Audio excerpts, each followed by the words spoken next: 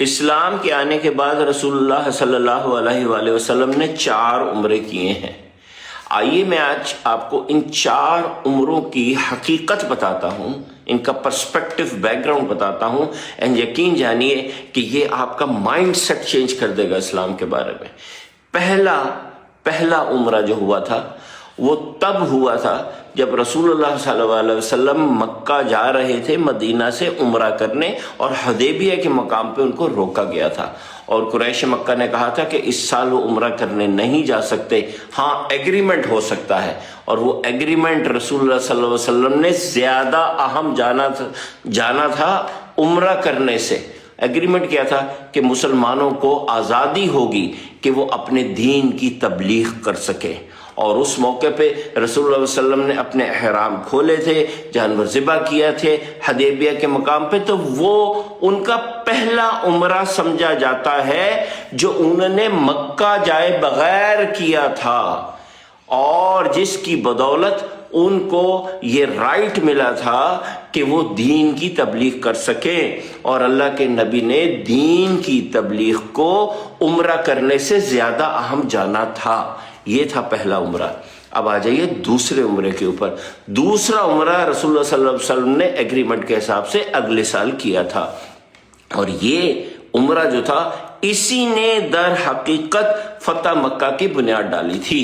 کیوں ڈالی تھی، کیسے ڈالی تھی، آئیے میں آپ کو بتاتا ہوں۔ رسول اللہ صلی اللہ علیہ وسلم جب اپنے ساتھیوں کے ساتھ مکہ پہنچے تھے تو ایگریمنٹ کے مطابق 3 دن تک مکہ کے لوگوں کو حرم کے اندر آنے کی اجازت نہیں تھی۔ اس ٹائم پر حرم کی دیواریں نہیں ہوتی تھیں، تو لہٰذا لوگ جو تھے مکہ کے وہ ان پاک صاف لوگوں کو ایسے باؤنڈری پہ کھڑے ہو کے دیکھ رہے تھے، اور جو وہ دیکھ رہے تھے انہوں نے ان کے دلوں کو تبدیل کیا تھا۔ تو وہاں وہ کیا دیکھا تھا جو رسول اللہ صلی اللہ علیہ وسلم ان کو دکھانا چاہتے تھے؟ وہ انہوں نے دیکھی تھی ان کی آرگنائزیشن، کہ یہ لوگ کتنے آرگنائزڈ ہیں۔ وہ دیکھی تھی انہوں نے ان کی روحانیت، ان کا سکون، ان کا اطمینان، ان کے اوپر وہ نور کی ہوتی ہوئی بارش، اور تیسری چیز انہوں نے دیکھی تھی کہ یہ لوگ اپنے لیڈر کی بات کتنی مانتے ہیں، اور اسی دن سے مکہ کے لوگوں کے دل نرم ہو گئے تھے، اور اس کا احساس قریش مکہ یعنی مکہ کے لیڈروں کو بعد میں ہوا تھا۔ تیسرا عمرہ، یہ عمرہ تب ہوا تھا جب رسول اللہ صلی اللہ علیہ وسلم فتح مکہ کر کے ابھی بس مکہ میں آئے ہی تھے، اور عمرے کی تیاری ہو رہی تھی، لیکن اسی وقت پتہ چلا کہ مکہ سے باہر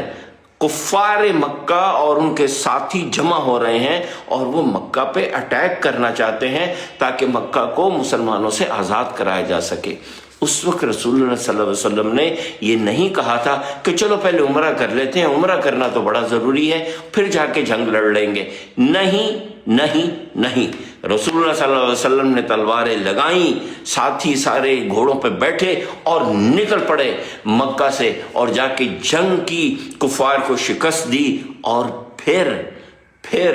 آ کر عمرہ کیا تھا۔ اور چوتھا عمرہ رسول اللہ صلی اللہ علیہ وسلم نے اپنے حجۃ الوداع کے ساتھ ایک اضافی عمرہ کیا ہے۔ یہ رسول اللہ صلی اللہ علیہ وسلم کے 4 عمرے اگر آپ ان پہ غور کریں نا تو اپنی لائف بھی تبدیل ہو جائے گی، اور اسلام کی ٹرو انڈرسٹینڈنگ بھی آ جائے گی۔